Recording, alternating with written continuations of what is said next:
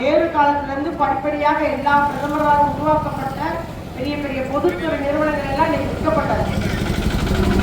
இந்த அளவுக்கு ஒரு மக்கள் விரோத ஆட்சி இந்த தேர்தல் தான் நமக்கு ஒரு வாய்ப்பு அகற்றப்பட வேண்டும். நீங்க அதனால ஒரு வாக்கு கூட சிந்தாமல் சிதறாமல் உதயசூரன் இடத்தில் வாக்களிக்க வேண்டும். அதிமுக சார்பாக நிற்கிறாங்க. அவங்க அந்த அம்மா ஜெயலலிதா மறைவிற்கு பின்பு எல்லா உரிமையும் விட்டு கொடுத்தாங்க. இதே எடப்பாடி தான் உதய மின் திட்டம் கைது போட்டாரு. அது என்ன சரத்துக்கு கைது போட்டாருன்னா வருஷம் மின் கட்டணத்தை உயர்த்திக்கிடலாம் இவங்க கைது போட்டாங்க.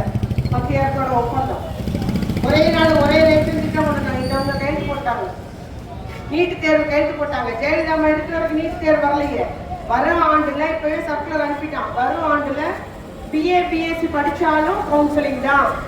நீங்க நினைச்சவங்கள அந்த கல்லூரி யாருக்கும் போட முடியாது. அப்ப நம்முடைய யூனிவர்சிட்டி கல்லூரியில கவுன்சில மதுரைக்காரன் வந்தாலும் சேலத்துக்காரன் வந்தாலும் பெங்களூர்காரன் வந்தாலும் நம்ம இடம் கொடுத்தாகணுன்ற ஒரு நிலைக்கு இன்னைக்கு நமக்கு இது போட்டுருக்காங்க. வரும் ஆண்டுல இருந்து பிஏ பிஎஸ்சிக்கும் கவுன்சிலிங் சப்போர்ட் கொடுத்தாங்க. இந்த மாதிரி ஏழை எளிய மக்களை அவங்க பையில இருந்து ஒரு சுருக்கு பையில இருந்து கூட பணத்தை எடுத்துறாங்க. இங்கெல்லாம் வங்கி கணக்குல பணம் போட்டா கட்டணம் கிடையாது. இப்போ நம்ம டெபாசிட் பண்ணாலும் கட்டணம் போடுறாங்க. மெசேஜ் அனுப்புறாங்க பாருங்க, இவ்வளவு அக்கௌண்ட்ல பணம் இருக்கு இந்த மாதிரி, அதுக்கும் கட்டணம் போடுறாங்க. அதே மாதிரி நம்முடைய வங்கியில அவங்க மினிமம் பேலன்ஸ் 1000 ரூபாய் இருக்கணும் இல்லையா, அதுக்கும் ஒரு ஃபைன் போடுறாங்க. நம்ம ஃபைன் போட்டு எல்லா பணத்தையும் எடுத்துக்கிறாங்க.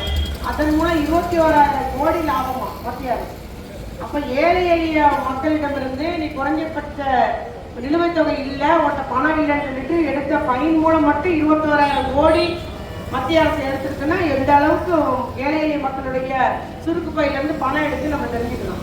ஆனா பண முதலாளிகளுக்கு அவங்களுக்கு ஆதரவான நிலை தான் எதுவுமே செய்யறது.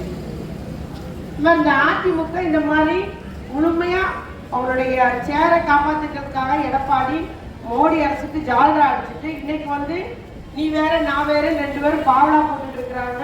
அதிமுகவும் பாஜகவும். ஆனா 2 பேரும் ஒண்ணுதான், ஒரே கொள்கையுடையவர்கள். இன்ன வரைக்கும் ஒரு கூட்டத்துல கூட எடப்பாடி மோடியை ஒரு திட்டியோ குறை கூறியோ பேசியதே இல்லை. அவருடைய பிரச்சார பயணத்தில் அவர் பேசுறது நம்முடைய முதலமைச்சர் தளபதியாரையும் நம்முடைய அமைச்சர் திரு மாண்பு உதயநிதி அவர்கள் தான் ஏற்றுறாரு. யாரையும் திட்டதே கிடையாது எடப்பாடி.